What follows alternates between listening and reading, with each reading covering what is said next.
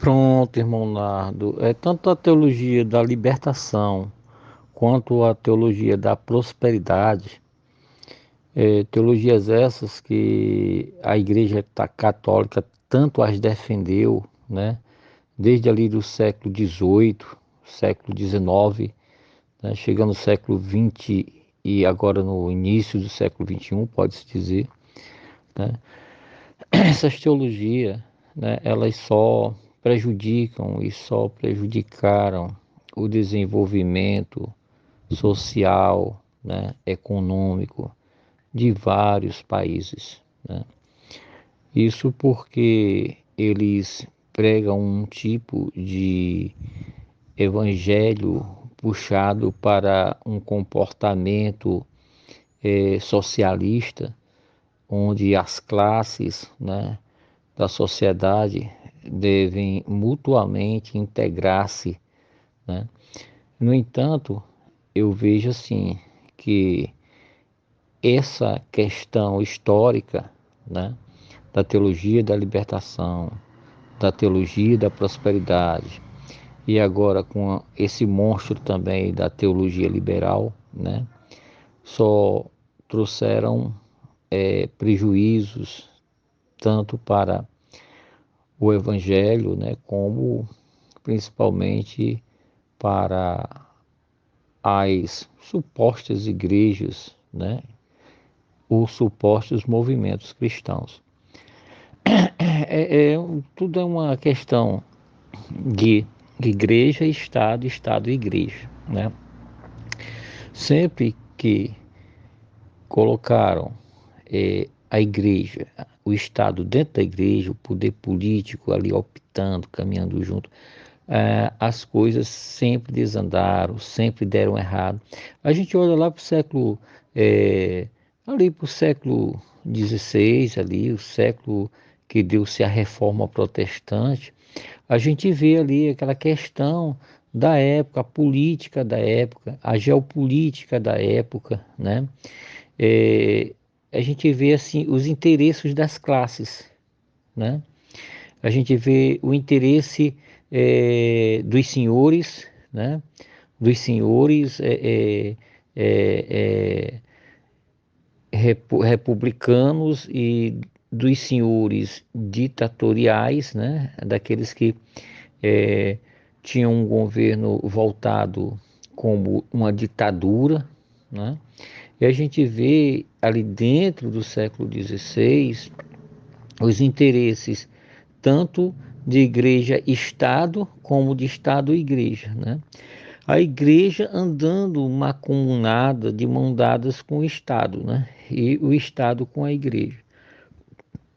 A gente olha ali e vê, é aí, aí onde, Monardo, a gente vê um grupo que destacou-se, né? E que eles são considerados hereges. É obviamente que sempre existe o lado bom e o lado ruim, né, desse grupo, né?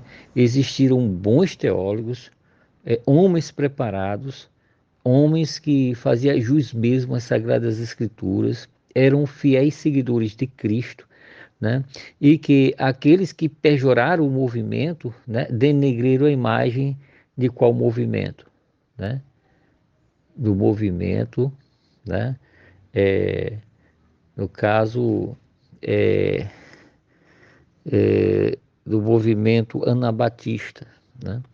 Os anabatistas, eles foram muito mal interpretados, né, com aqueles que se misturaram, né, e se mesclaram dentro de movimentos de pseudos cristãos, né, que aderiam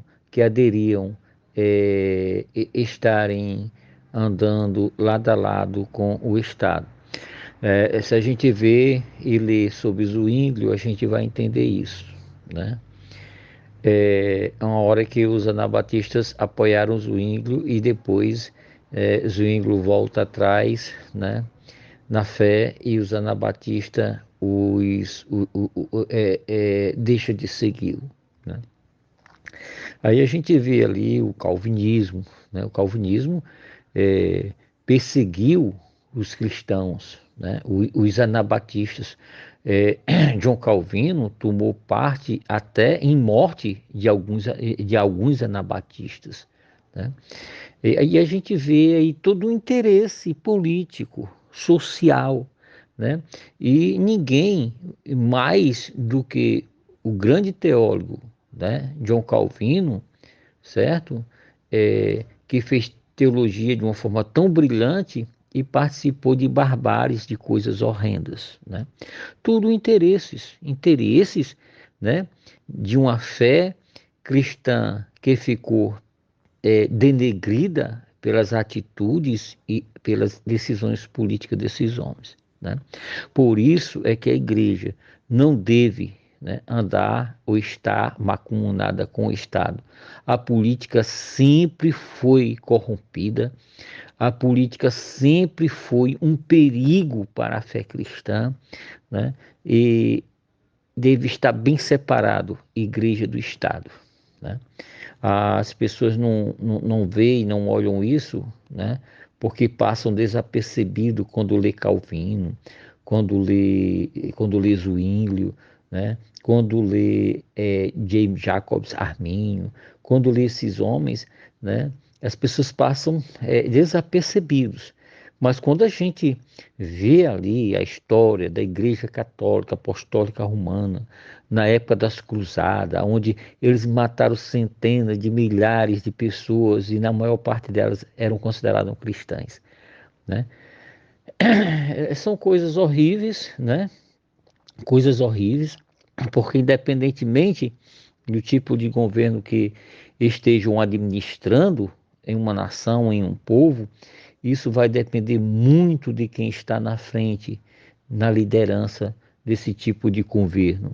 Seja ele a dinastia dos impérios, seja aquela ditadura, né, militar, seja aquele feudalismo, né, que com seus escravocratas, sejam os republicanos, os democratas, sejam qualquer tipo de governo, né, desses homens que estão debaixo de poder ou nas mãos de homens pecadores, destituídos, desqualificados da glória de Deus.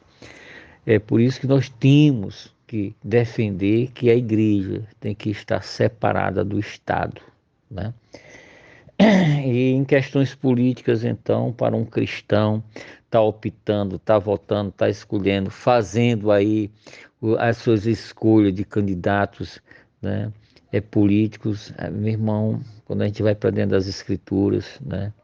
A gente vê que isso altamente se compromete diante de Deus com as pessoas que assim agem, procedem, né? A gente É bom a gente entrar na história da igreja, é bom a gente conversar a política da época, ver os problemas da época, os conflitos da época, e aí a gente vai tirar um melhor entendimento e uma melhor exegese da fé cristã, né? Iremos extrair aí das Sagradas Escrituras. E quando nós estudamos esse assunto com afinco, a gente vê claramente, irmão, né, que nós não devemos estar fazendo escolha de políticos, de homens, votando e dando voto a esses homens. Fica aqui a minha palavra, né, do seu irmão, né, do seu irmão Rubens Carlos, do seu amigo. Que Deus em Cristo vos abençoe. Um abraço fraterno. Tudo de bom, irmão Nardo.